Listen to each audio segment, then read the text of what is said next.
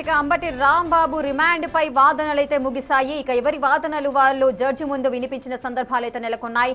కోర్టులో జడ్జి ముందు తీవ్ర ఆవేదనకైతే గురయ్యారు అంబటి రాంబాబు.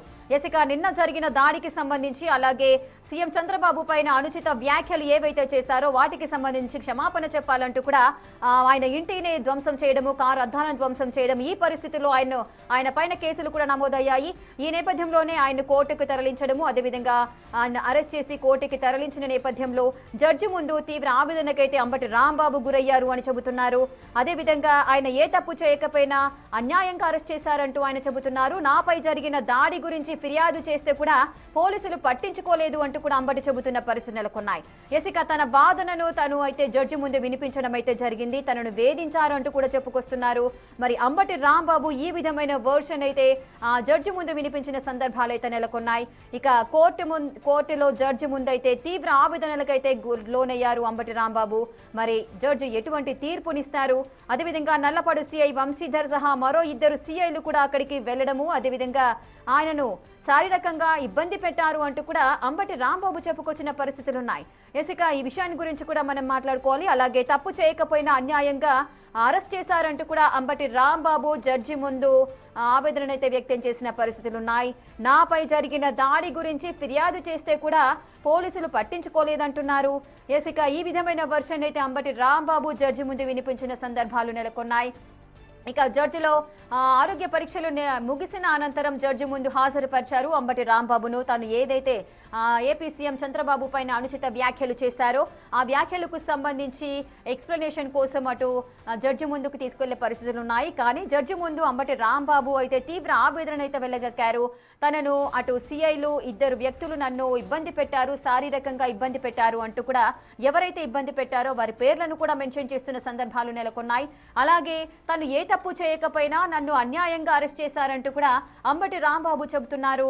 అదేవిధంగా తనపై ఏదైతే దాడి జరిగిందో ఆ దాడి గురించి పోలీసులకు నేను ఫిర్యాదు చేశాను, అయినా కూడా పోలీసులు నా ఫిర్యాదును కూడా పట్టించుకోలేదు అంటూ కూడా తన ఆవేదన అయితే జడ్జి ముందు చెప్పిన పరిస్థితి నెలకొన్నాయి. మరి జడ్జి ఎటువంటి నిర్ణయాలు తీసుకున్నారు అనేది కూడా తెలియాల్సిన పరిస్థితి నెలకొన్నాయి. ప్రజెంట్ అంబటి రాంబాబును మరి రిమాండ్కు తరలిస్తారా, మరి ఏం జరగబోతోంది అనేది కూడా చూడాలి.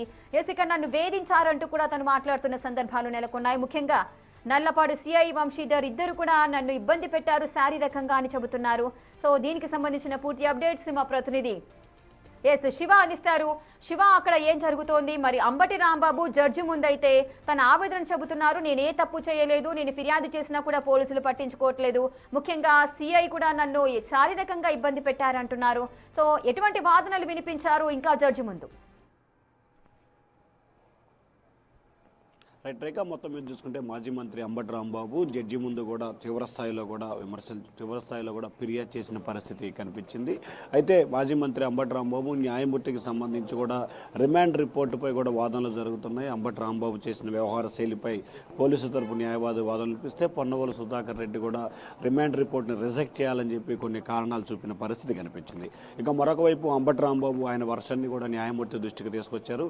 పోలీసులు అర్ధరాత్రి 2:30 సమయంలో సెల్లో నుంచి తనని బయటికి తీసుకొచ్చి 2 కాళ్ళు చాచి తనని ఇబ్బందులు పెట్టారు. నల్లపాడు సిఐ వంశీతో పాటు మరొక 2 సిఐలు లైంగికంగా వేధింపులకు పాల్పడ్డ పరిస్థితి కనిపిస్తూ ఉంది. తనకి కాళ్ళు నొప్పులు ఉన్నాయి, దానికి సంబంధించి పోలీసులు చిత్రహింసలకి గురి చేశారు. దీనికి సంబంధించి తనపై దాడి జరిగి తనే ఇబ్బందులు పాలైన పరిస్థితి కనిపించింది. ఈ నేపథ్యంలోనే తనపై జరిగిన దాడికి సంబంధించి ఫిర్యాదు ఇస్తానని చెప్తే కనీసం ఫిర్యాదు కూడా తీసుకోలేదని చెప్పి అంబటి రాంబాబు న్యాయమూర్తి ఎదుట ఆయన వాంగ్మూలాన్ని ఇచ్చారు. అలాగే దాంతోపాటుగా తనపై దాడి చేయడంతో పాటు తన నివాసం అలాగే తన కార్యాలయంపై ఫర్నిచర్ ధ్వంసం చేశారు. పోలీసులు పూర్తి స్థాయిలో ప్రేక్షక పాత్ర పోషించారని చెప్పి కూడా అంబటి రాంబాబు న్యాయమూర్తికి ఫిర్యాదు చేయడం జరిగింది. అంతేకాక తనని అర్ధరాత్రి 2:30 నుంచి కూడా దాదాపుగా 3 గంటల పాటు సెల్లో నుంచి బయటికి తీసుకొచ్చి చిత్రహింసలకు గురి చేశారు.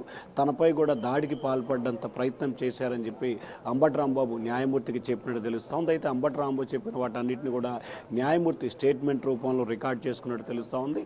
అయితే దాదాపుగా 2 గంటల పైగా కూడా 2 వర్గాల వాదనని న్యాయమూర్తి విన్నారు. అయితే తీర్పునైతే ప్రస్తుతం రిజర్వ్ చేసిన పరిస్థితి కనిపిస్తూ ఉంది. మరికొద్ది సేపట్లోనే అంబటి రాంబాబుకు సంబంధించి రిమాండ్ విధిస్తారా లేకపోతే బయటికి వదిలేస్తారా అనే దానికి సంబంధించి ఉత్కంఠ కొనసాగుతూ ఉంది. రేఖ మరికొద్ది సేపట్లోనే అంబటి రాంబాబుకు సంబంధించిన తీర్పు అయితే వెలువరే అవకాశం కనిపిస్తూ ఉంది. Right, thank you Shiva, thanks for the live details. Right, చూస్తున్నారు కదా, కోర్టులో జడ్జి ముందు తీవ్ర ఆవేదనకైతే లోనయ్యారు అంబటి రాంబాబు. తనను అటు నల్లపాడు సిఐ వంశీధర్ తీవ్ర ఇబ్బందుల పాలు చేశారు, శారీరకంగా హింసించారు అంటూ కూడా ఆయన పైన, అదేవిధంగా మరో 2 సిఐల పైన కూడా ఆరోపణలు చేసిన సందర్భాలు నెలకొన్నాయి. అలాగే తను ఏ తప్పు చేయకపోయినా నన్ను అన్యాయంగా అరెస్ట్ చేశారు, నన్ను ఇబ్బంది పెట్టారు అంటూ కూడా తన వాదనలు అయితే వినిపించారు.